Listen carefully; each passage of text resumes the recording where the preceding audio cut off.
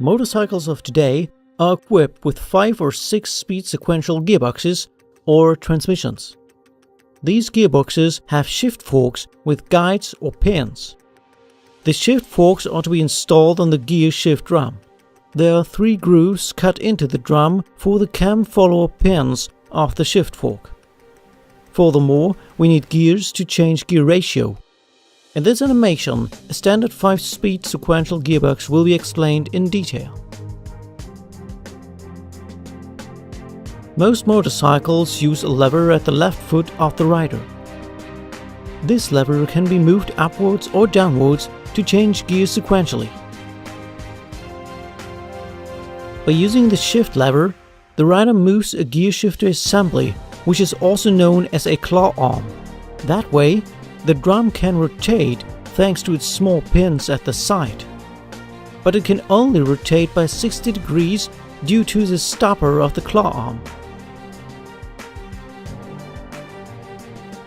Small grooves have been cut into the gear shift drum.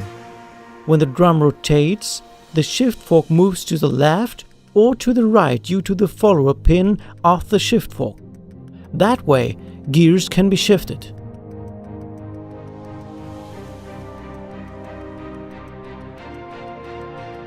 Now, let's have a look at the gears.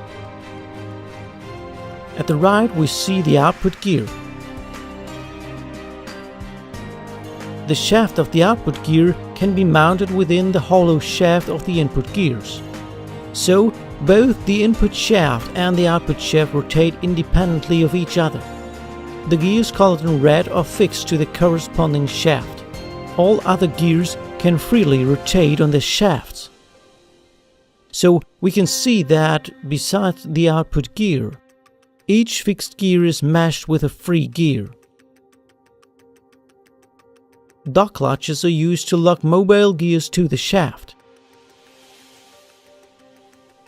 To shift into first gear, the second gear wheel from left, with one port of the dog clutch, must be connected to the other part of the dog clutch of the third gear wheel from left.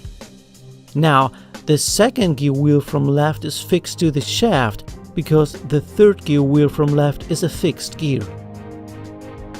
To change into second gear, the gear wheel is moved to the right side by the shift fork. Now, the second gear wheel from right is fixed to the shaft.